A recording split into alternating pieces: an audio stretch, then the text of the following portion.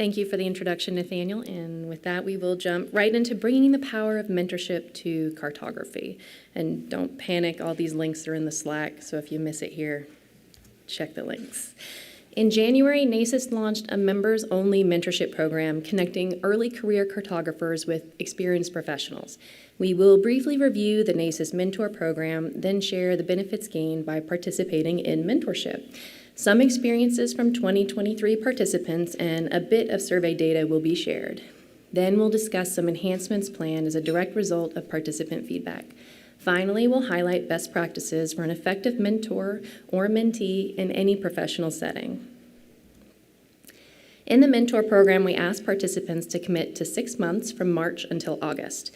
We recommended 6 one-on-one virtual monthly meetings lasting approximately 30 minutes, although pairs were welcome to meet as many times as fit their schedules. Meetings occurred via whatever technical platform worked for each pair. Participants were provided a program handbook to help structure conversations. However, no topics or conversations were mandatory. Our expectation for the experience in every pairing was a non-judgmental, supportive, and confidential relationship where experiences and expertise were shared for professional growth of both participants. The program for NACIS members is completely volunteer-run and free, so there was no cost to participate. Now let's look at the benefits you can get from being a mentor. Mentors have the opportunity to give back and nurture the growth of a community. They'll be exposed to new ideas from the up-and-coming cohort. Additionally, there's personal satisfaction in sharing their own expertise with an opportunity to reflect. Programs such as this help mentors re-energize their own career, and the mentoring relationship can also inspire mentors to dig into new tools or trends in the profession. With each mentoring experience, mentors can improve their coaching and management skills, and by connecting with other members in the program, they will inevitably increase their visibility in the field. Mentees often gain advice and experience with career planning. They'll have access to a mentor who has their best interest in mind and will teach them tips and tricks gleaned over years of experience. Conversations with a mentor can spark new ideas or potential career pathways. There's an opportunity to reflect on their practices, and they will also walk away with enhanced self-confidence from their mentor's positive feedback while increasing their visibility in and understanding of the field. One of our program's stated goals was to provide resources, promote professionalism, encourage interpersonal skills, and build confidence in early career professionals, including and especially those of underserved populations.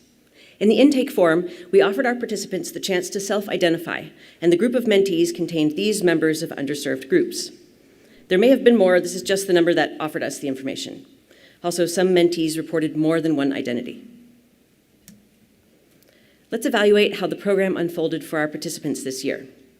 During 2023, we had 21 pairings where 2 mentors were paired with 2 mentees each.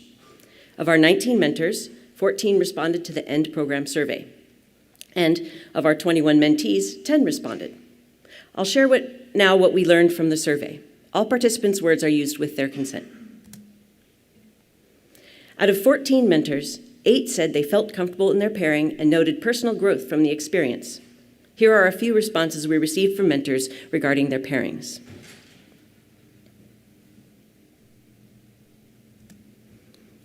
"100% of mentees that responded agreed they felt comfortable in their pairing and grew as a result of the experience." And here are some of the things that the mentees said.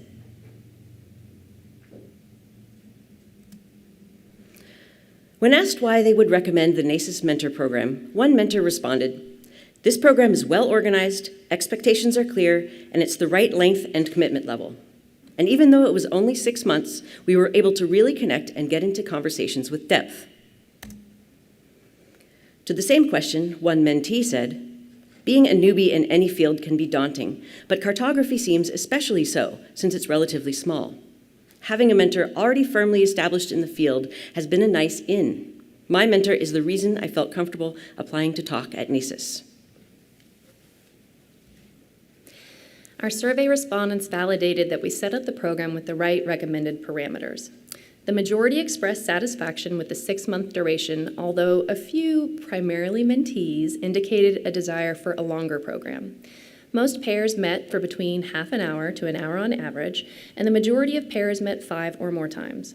Of those that met more than 6 times, they met anywhere from 8 to 15 times. In general, most mentees and mentors expressed satisfaction with the program, although 2 mentors reported feeling dissatisfied. 2 mentors reported that their mentees ghosted them, which was a disappointing experience for them. Considering all the feedback, we have 4 program enhancements planned for next year. Some mentees left the program without notifying their mentor or program coordinators. To reduce this risk, we'll offer a pre-written email that participants can easily send to program coordinators to opt out without needing to explain further. Many NACIS members eagerly requested a program for mid-career individuals. Starting next year, you can identify as an early career mentee with less than 5 years of experience or a mid-career mentee with over 5 years of experience. Some participants suggested the need for dedicated and private mentor and mentee Slack channels to foster open discussion. So we'll add those next year. We recognize that not everyone may want another communication app, so Slack will remain a means to optionally enhance the program experience.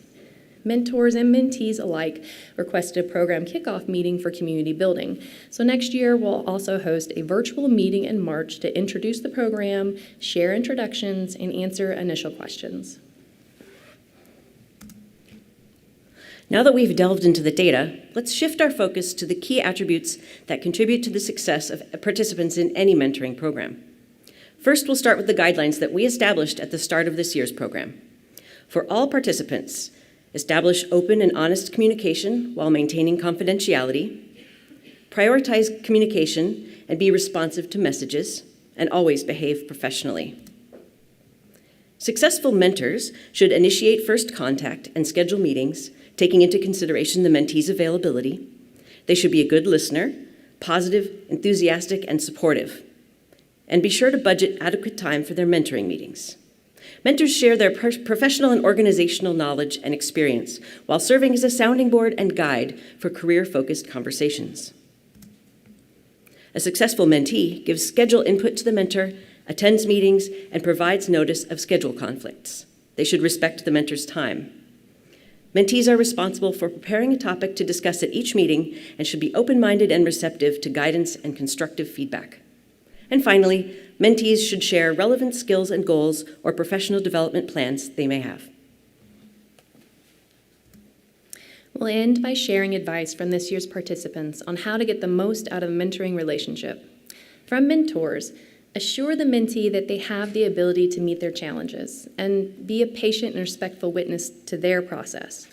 Assure the mentee that they have the ability to meet their challenges and be a patient, ask questions of your mentees and get their advice on some of your own work. The mentor may be a professional at their job, but not a professional at conveying how to be a professional. Ask them questions. And from the mentees, when you see something in the wild you think might develop us, feel free to bring it along to the next meeting. Make SMART goals to get the best out of it. And find your favorite map your mentor has worked on and ask them to explain how they made it and why. If you have any lingering questions, please reach out to us via email or ask someone wearing one of these cool purple and green pens about their experience this year. The application process will open again in January 2024, and the program will run again from March until August. With that, we're happy to answer any questions.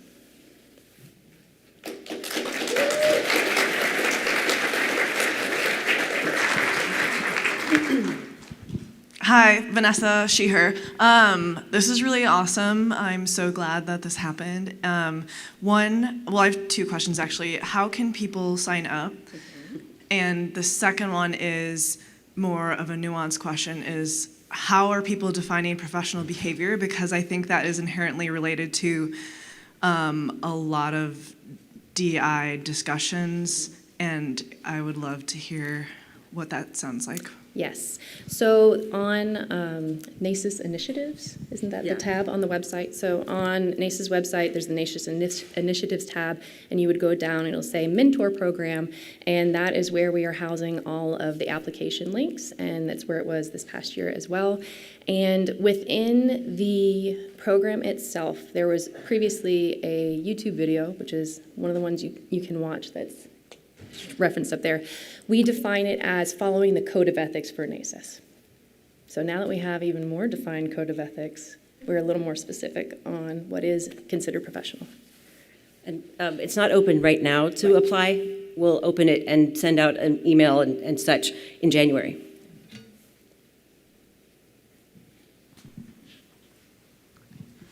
So in designing this program, I wondered if you gave any consideration to the idea of small groups versus one-on-one kind of engagements. I sort of, outside of NACIS, did an experience where I had a small group of students online, and there was some value in sometimes, one person brings up a thought that another person who's also wanting to be mentored didn't realize that they had. And so sometimes you can build some bigger conversations with that. So it might be interesting to see. I don't know if you pondered that idea or not.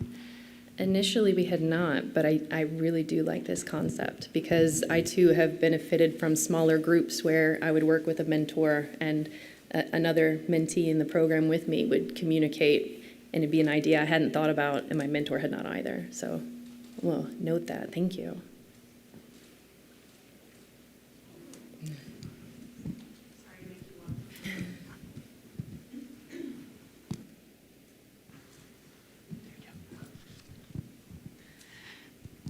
I was wondering what kind of outreach you did to solicit both mentors and mentees, whether it was social media or just people would find the tab, as you said, on the website, and how most mentees registered for the program.